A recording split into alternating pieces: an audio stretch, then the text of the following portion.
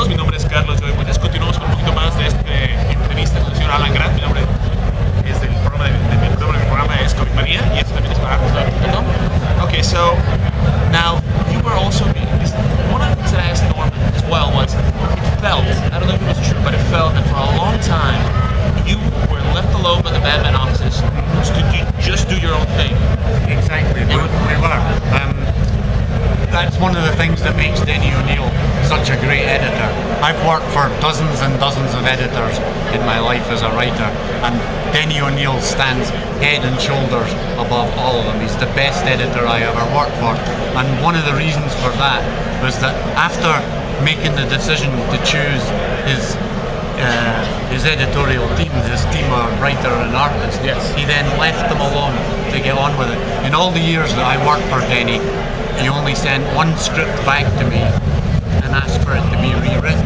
And funnily enough, that script was the very first Anarchy story. Okay. And the reason for it was, in the original version that I wrote, Anarchy killed the drug dealing heavy metal guy. He killed the polluting businessman. And then he sent the script back to me. He said, look, if you really want him to be a killer, he said, that's okay with me, I'll let the story stand. He said, but I would rather that you didn't make him that way, that you made him the same as Batman, so that because of the death, etc., that he'd seen elsewhere, he wouldn't do that. He would never take on the job of being judge, jury and executioner, like for instance Judge Dredd is. Right. Yeah. He said that he could capture the villains, but then let the system deal with them. And I said, Denny, you're right, you know. And the thing is, I hadn't even thought about it. Well, you know, writing Judge Dredd for so many years. Yeah, well, Judge Dredd kills everybody that gets in his way. But the thing is, he's doing it for the law. For the law. So that's the big difference, because back in Mega City 1, that's the law. That's not the law everywhere. I never know I'd call them.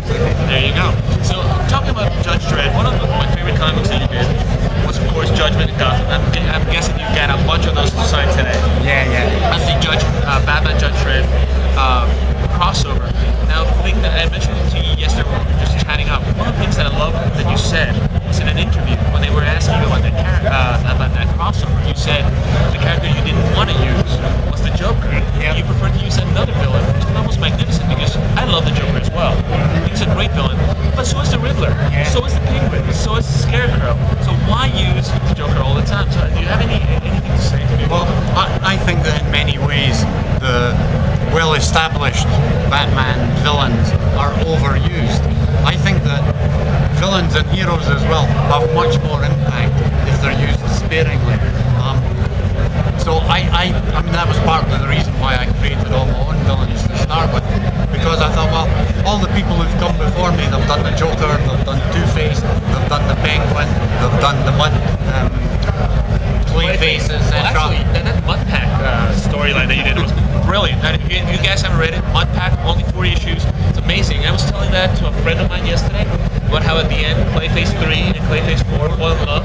That's so beautiful, you know? Because at the end, they weren't the villains. They were just misunderstood people made out of clay. Yeah, I thought that was beautiful. It was very poetic. Well, I like to come at things from a different sort of angle.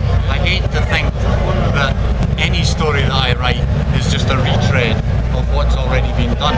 And to be honest, it's hard to think of new stories for somebody like the Joker, because at base, I mean, I like the Joker, but at base, he's just a psychopathic killer, and you can't use him that way all the time without people getting tired of it and become jaded with it. Much better to use them once or twice a year so you get maximum impact from the story that you do. It's kind of sad because, like, every time they do a crossover, it's a Joker crossover. I mean, right now in the new 52 Batman titles, they're doing a Death of the Family, and it's the Joker trying to kill everybody that's associated to Batman. I'm like, really? Again? Let's do something different. Yeah. Well, I always prefer, if possible, to keep my stories new and fresh, to come at them from a different angle, so that the fans can say, I never thought of that before, you know, I didn't think it was going to work out that way. Happened to me with the Mudpack, let me tell you. Now, here's another thing. Way back when, you were doing your own thing with Norm, it was great, and then Denny O'Neil and all the other Batman writers and DC fans said, okay, we had such success with Death of Superman, we're gonna do something similar to Batman. Comes Nightfall, Night Quest, the whole shebang. Let's do a quick cut, and we'll come right back and